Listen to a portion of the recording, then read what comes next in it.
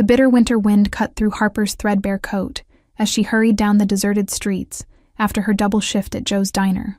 Her fingers, red and raw from washing dishes for 10 hours straight, clutched her meager tips, barely enough for tomorrow's bus fare, let alone the overdue rent that her landlord had been hounding her about all week. The streetlights flickered overhead, casting eerie shadows across the snow-dusted sidewalk as she cut through the alley behind Franklin Avenue. Harper had walked this route countless times, but tonight felt different somehow. The silence more oppressive, the darkness deeper than usual. She nearly tripped over him, a crumpled form half hidden between a parked car and the brick wall of an abandoned storefront. At first glance, Harper thought it was just another pile of discarded clothes, until she noticed the expensive leather shoes and the slight rise and fall of breathing. If you're enjoying this story and want to see what happens next, please subscribe to our channel and let us know in the comments where you're watching from. Your support means everything to us as we continue bringing these stories to life. Dropping to her knees, Harper gently turned the boy over, gasping at his deathly pale complexion. He couldn't have been more than 14, dressed in clothes worth more than her entire wardrobe, a private school uniform beneath a cashmere coat that seemed wildly out of place in this neighborhood. "Hey, can you hear me?" she whispered, checking for injuries as her nursing school training kicked in. His pulse was weak but steady, no visible wounds, but his skin felt cold and clammy to the touch, symptoms she recognized all too well. As Harper rummaged through his pockets searching for identification or medication, her fingers closed around a sleek smartphone with a case that probably cost more than her weekly paycheck. The lock screen showed only one emergency contact. Dad. No name, just that single word that would change the course of her life forever. Her finger hovered over the button for just a moment before she pressed it, heart pounding as the call connected almost instantly.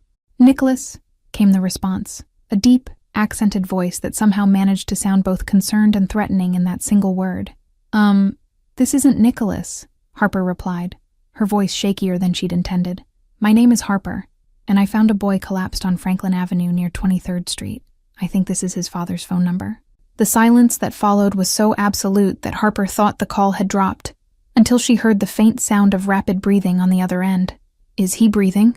the man finally asked, his voice now hard as steel. All pretense of calm completely vanished. "Yes, but he's unconscious. I think it might be hypoglycemia. I'm a nursing student, and he's showing all the signs of a severe drop in blood sugar," Harper explained, automatically falling into the clinical tone she'd practiced in her hospital rotations. "Do not move him. Do not call anyone else." The man's voice had transformed into something that made Harper's blood run cold. "I'm 10 minutes away. Stay exactly where you are, and keep him warm." Exactly 8 minutes later, Harper heard the purr of an expensive engine as a black SUV with tinted windows glided to a stop at the curb. 3 men emerged in perfect synchronization, 2 taking positions on either side of the vehicle, while the third approached with purposeful strides. Even from a distance, Harper could feel the authority radiating from him, tall and imposing in a tailored overcoat that couldn't quite conceal the bulge of what she instinctively knew was a shoulder holster. His features were sharp and aristocratic, dark eyes scanning the street before settling on her with laser-like intensity. "Mr. Blackstone," the man introduced himself tersely as he knelt beside his son, his movements betraying none of the panic a normal parent would display. "You said hypoglycemia?" Harper nodded, watching as he produced a small kit from his coat pocket with practiced efficiency. "Nicholas has diabetes, type 1 since he was 8, he explained, administering an injection with the confidence of someone who had done this countless times before. Within moments, color began returning to the boy's face, his eyelids fluttering open to reveal eyes identical to his father's. "Dad?" he mumbled, clearly disoriented. "I forgot my emergency kit at school after basketball practice, and I thought I could make it home." Mr. Blackstone's expression softened almost imperceptibly as he helped his son to sit up. "We'll discuss your poor decision-making later," he said, though the relief in his voice undermined the attempted sternness of his words. As they helped Nicholas to his feet, Harper awkwardly began to step away, considering her good deed done.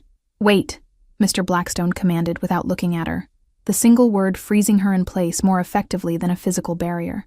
"Thank you for helping my son," he said, finally turning to face her fully, his penetrating gaze seeming to catalog every detail of her appearance, the worn uniform beneath her threadbare coat, the exhaustion etched into her features, the determination in her eyes despite it all. "Anyone would have done the same," Harper replied, though they both knew that wasn't true. Not in this neighborhood, not at this hour, not for a stranger who screamed wealth and vulnerability in equal measure. Mr. Blackstone reached into his pocket, and Harper instinctively stepped back, her pride bristling at the thought of being offered money. "I don't need a reward," she said quickly, chin lifting with the stubborn dignity that had carried her through years of poverty. "Not a reward," he corrected, extending a business card made of heavy stock paper with nothing but a phone number embossed in silver. "An opportunity. Call this number tomorrow morning. I have a proposition for someone with your medical knowledge and moral character." As the SUV disappeared into the night with Nicholas safely inside, Harper stood alone on the street corner, the expensive business card feeling impossibly heavy in her hand. Something told her that accepting his opportunity would irrevocably change the course of her life. She just couldn't decide if that change would be salvation or destruction. Harper spent the night tossing and turning, the business card on her nightstand seeming to glow in the darkness. When morning came, she dialed the number with trembling fingers, surprised when a crisp female voice answered immediately and instructed her to arrive at an address in the city's most affluent neighborhood in precisely 2 hours. The mansion that loomed before her made Harper's apartment building look like a dollhouse in comparison.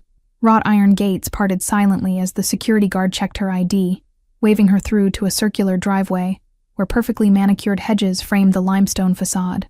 Mr. Blackstone waited in what she assumed was his study, a room larger than her entire apartment, lined with leather-bound books and dominated by an antique desk that probably cost more than her student loans. "Miss Watson," he acknowledged, gesturing to a chair across from him. "Thank you for coming. Nicholas has a rare form of type 1 diabetes that makes his condition particularly volatile," he explained without preamble. "His previous medical companion recently left our employment, and I find myself in need of someone with your specific skills and discretion." Harper's jaw nearly dropped at the figure he named as her salary, more money than she'd make in 3 years at the diner. "You want me to be your son's... what exactly? Nurse? Babysitter?" she asked, struggling to maintain her composure. "Medical monitor," Mr. Blackstone corrected. "Nicholas is 14 and resents constant supervision, but his condition requires it. You would live here, accompany him to school events, monitor his glucose levels, and ensure he follows his treatment protocol." A door slammed somewhere in the house, followed by the sound of running footsteps. Moments later, Nicholas burst into the study, his earlier vulnerability completely transformed into teenage defiance. "I don't need a babysitter, Dad. I had 1 bad episode. 3 this month," his father countered with steel in his voice. "And last night could have been fatal if Miss Watson hadn't found you." "This isn't negotiable, Nicholas." The teenager glared at Harper as if she were personally responsible for his predicament. "So what? She follows me around school? My friends will think I'm under house arrest or something." "Your friends will think whatever I tell them to think, Mr. Blackstone replied coldly, revealing a glimpse of the power Harper suspected he wielded far beyond the walls of this mansion. "Miss Watson will pose as my personal assistant, who happens to be studying nursing. Nothing more suspicious than that." Nicholas stormed out, slamming the door with theatrical teenage rage. An uncomfortable silence settled over the room until Mr. Blackstone sighed, a flicker of vulnerability crossing his features so quickly, Harper almost missed it. "There's something else you should know," he said quietly, opening a desk drawer and removing a thick file. "Nicholas's mother was murdered 3 years ago, a business associate's attempt to strike at me. Since then, his condition has deteriorated significantly under the stress and trauma." Harper's nursing instincts kicked in immediately. Psychological stress can absolutely impact blood glucose regulation. Has he received proper counseling for the trauma? By the end of the week, Harper had moved into a suite of rooms in the east wing of the Blackstone mansion, her meager possessions looking laughably out of place among the luxury. The staff, a mixture of household employees and men who clearly served security purposes, regarded her with polite curiosity. Mrs. Chen, the housekeeper, took Harper under her wing, explaining the complex rhythms of the household while helping her unpack. "Mr. Blackstone may seem cold," she said quietly, folding Harper's uniforms with more care than they'd ever received, "but everything he does is to protect Nicholas." Harper's first week passed in a blur of adjustment and careful observation. Nicholas alternated between sullen resistance and grudging cooperation, his attitude softening slightly when Harper helped him manage a glucose crash without alerting his father, and the subsequent embarrassment. The mansion operated like a well-oiled machine, with staff moving through their duties with practiced precision. Harper quickly learned which rooms were open to her and which remained mysteriously locked, which staff members were actually security personnel, and most importantly, which nights Mr. Blackstone hosted business meetings that she and Nicholas were expected to avoid entirely. One evening, while helping Nicholas with his biology homework in the kitchen, Harper overheard two security men speaking in hushed tones about a shipment coming through the harbor and complications with the Donovan family. Nicholas caught her listening and shook his head slightly, a warning she immediately understood. "You don't ask questions in this house," he told her later, as she checked his glucose levels before bed. "Dad has complicated business interests. The less you know, the safer you are."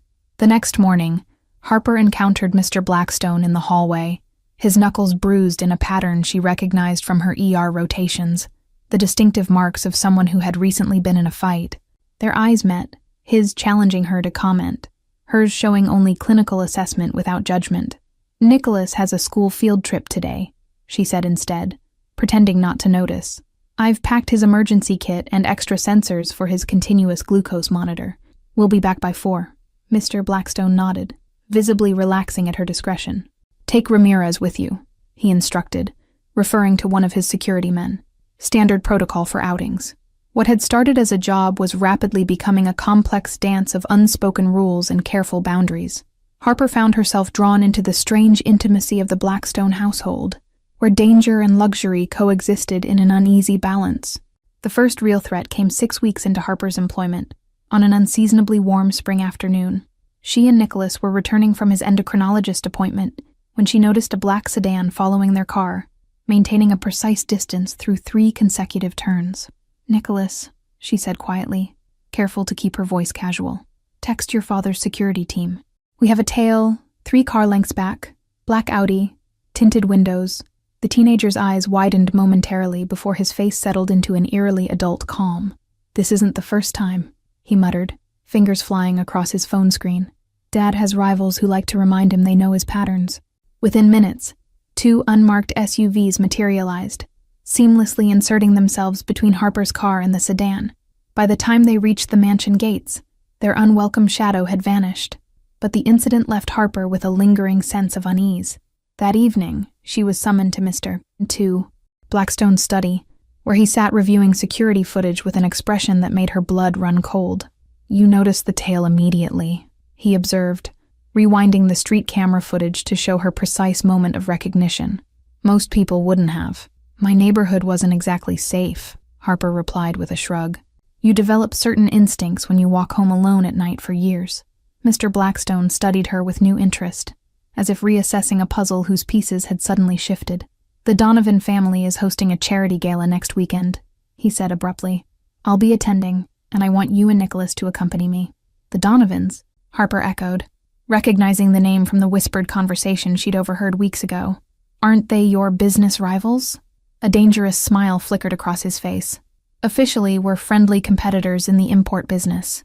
Unofficially, Michael Donovan has been trying to discover Nicholas's medical condition for months, believing it to be a potential weakness in my organizational structure."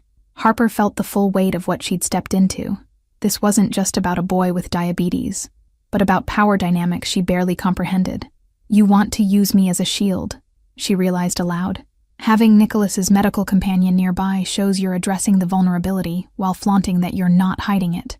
Instead of denying it, Mr. Blackstone nodded approvingly. "You understand the language of power better than I expected, Miss Watson." 3 days later, a delivery arrived for Harper, a gown in deep emerald silk that probably cost more than a semester's tuition, with a note in Mr. Blackstone's precise handwriting. "For the gala, the Donovans will be watching everything, including appearances." The Donovan family estate rivaled Blackstone's in grandeur, with crystal chandeliers illuminating a ballroom filled with Chicago's elite. Harper felt painfully out of place despite her elegant gown, hyper-aware of the calculating gazes following her every move as she kept Nicholas within sight. Michael Donovan approached them during dinner, a smile that never reached his eyes fixed on his face, as he greeted Mr. Blackstone with the false warmth of a longtime enemy. "And who is this lovely young woman?" he inquired, his gaze lingering on Harper with uncomfortable intensity. "Harper Watson, my personal assistant," Mr. Blackstone replied smoothly, his hand coming to rest protectively at the small of her back. She's pursuing her nursing degree while helping manage my household affairs.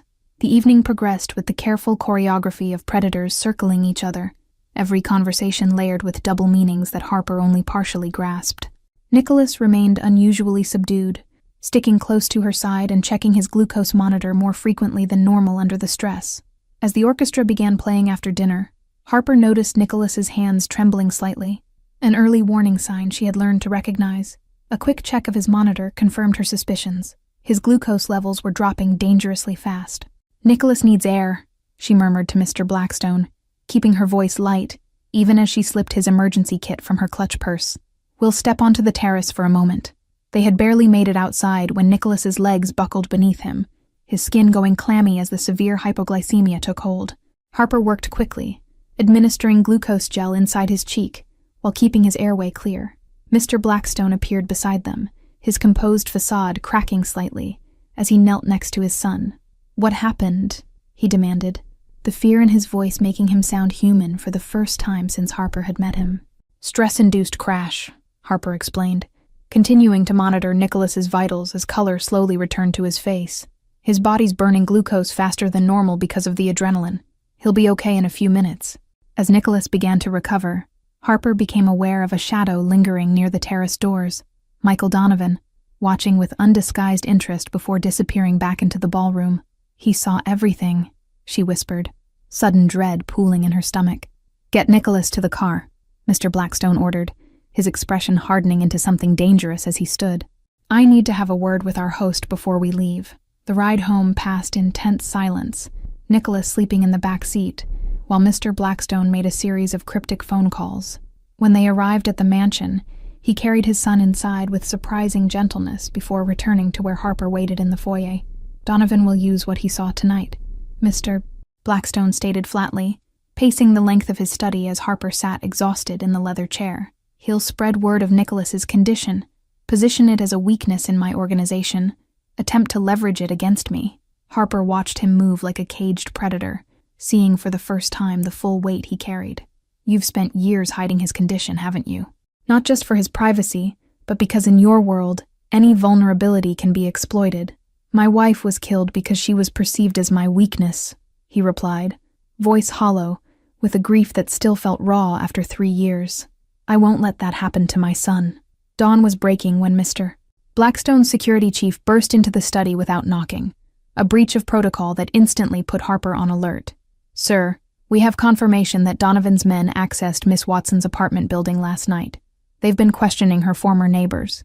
Cold dread washed over Harper as she realized the implications. "They're investigating me? Why would they care about my background?"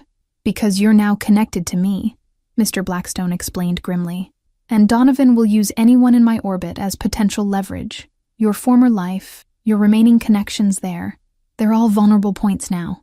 The weight of responsibility pressed down on Harper's shoulders as she realized her decision affected more than just herself. Images of Mrs. Patel watering her window plants and offering Harper homemade chai flashed through her mind, suddenly transformed into potential targets in a war she never chose to join.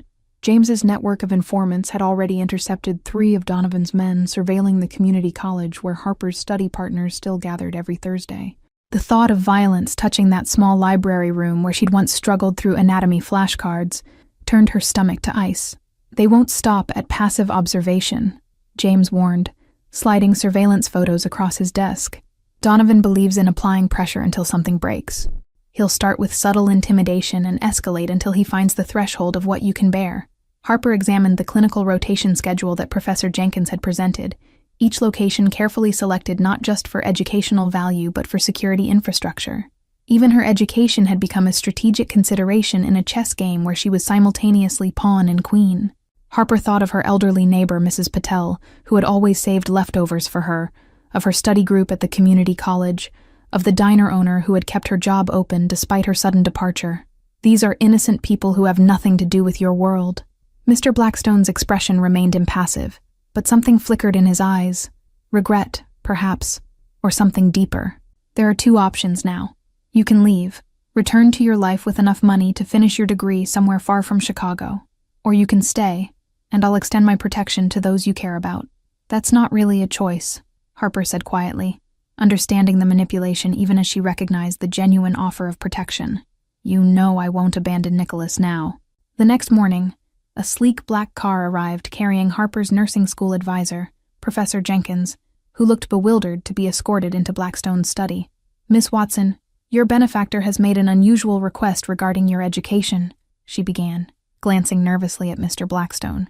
The unusual request turned out to be a complete restructuring of Harper's degree program, private tutoring, accelerated coursework, and clinical rotations arranged at medical facilities owned by Blackstone subsidiaries. Professor Jenkins left with a dazed expression and a substantial donation check for the nursing program. "You're rewriting my life," Harper observed that evening, as they sat on Nicholas's hospital-grade monitoring equipment, "making me dependent on your world, cutting off my escape routes." 3 months after the Donovan Gala, Harper's integration into the Blackstone household was nearly complete. Nicholas had transformed from a reluctant patient to an ally, his health stabilizing under her consistent care, while their relationship evolved into something like friendship, or even siblings. The morning calm shattered when Harper entered the kitchen to find Mr. Blackstone, James, as he'd finally insisted she call him, speaking tersely into his phone, his knuckles white around the receiver. "Bring the car around. We need to move now." "Donovan's men took Mrs. Patel," he explained grimly as they rushed toward the waiting vehicle. "Your former neighbor. They're holding her at an abandoned warehouse as bait, expecting me to send security while they target Nicholas here." Harper's blood ran cold at the thought of the kind elderly woman in the hands of men like Donovan. "We have to help her. She has nothing to do with any of this. She's innocent." James's expression was unreadable as he checked his weapon. "That's why we're going personally while the security team stays with Nicholas. They expect me to prioritize my household over your connection. It's the one scenario they haven't planned for." The warehouse loomed ahead, deceptively quiet in the morning light. James handed Harper a small device. "Tracking beacon. If anything happens to me, press this button and my team will come. Get Mrs. Patel out first, no matter what." Inside was a maze of shipping containers and forgotten machinery, the air thick with dust and foreboding. James moved with predatory grace, signaling Harper to follow his exact footsteps as they navigated deeper into the trap that waited for them. They found Mrs. Patel tied to a chair in a small office, frightened but mercifully unharmed. As Harper rushed to untie her, James positioned himself at the doorway, weapon raised against the footsteps approaching from multiple directions. "Get her to the exit," he ordered, eyes never leaving the corridor. "I'll hold them off. Don't argue, Harper. Her life depends on your speed now." Supporting Mrs. Patel's weight, Harper hurried through the warren of corridors, the sounds of gunfire erupting behind them. They had almost reached the exit when a figure stepped from the shadows. Michael Donovan himself, a pistol aimed directly at them. Time seemed to slow as Harper positioned herself between the gun and Mrs. Patel, her medical training automatically calculating angles and vital points. The warehouse's damp air filled her lungs as she breathed deeply, searching for the same calm she'd mastered during Nicholas's worst episodes. Donovan's eyes betrayed a flash of uncertainty. He had expected fear or pleading, not the steady gaze of someone who had already accepted the possibility of this moment, from the day she first called James Blackstone. The power dynamic shifted imperceptibly as Harper held her ground without flinching. Behind Donovan's shoulder, a shadow detached from the darkness, moving with liquid precision that spoke of years of combat training. James's presence radiated a controlled fury that seemed to lower the temperature in the warehouse. His focus narrowed to a predatory intensity Harper had glimpsed only once before, the night Nicholas had collapsed at the gala. The moment crystallized Harper's transformation, from a struggling nursing student who once feared the implications of Blackstone's world, to a woman who now understood its unspoken language of power and protection. The warehouse's decaying walls held witness to the final dissolution of her old life and the solidification of her place in this new one. "The famous nurse," he sneered, blocking their path. "Blackstone's new weakness. How convenient that you've delivered yourself to me, saving me the trouble of hunting you down later." In that moment of terror, Harper made a calculation based on everything she'd learned in the Blackstone household. "You won't shoot me," she stated with more confidence than she felt. "I'm more valuable as leverage. And you won't shoot an elderly woman because even in your world, there are lines you don't cross." Donovan's momentary hesitation was all that was needed. James appeared behind him, silent as a ghost, the barrel of his gun pressing against Donovan's skull. "You targeted my son's medical condition. You abducted an innocent woman. You threatened someone under my protection," he said, his voice eerily calm. Any one of these would earn my retribution. All three? That's a death sentence. The drive back to the mansion passed in stunned silence. Mrs. Patel safely delivered to a private medical facility with round-the-clock security. It wasn't until they were alone in his study that Harper finally asked the question that had been burning inside her since the warehouse. "You could have let them take me," she said quietly. "It would have been the logical choice. Protect Nicholas.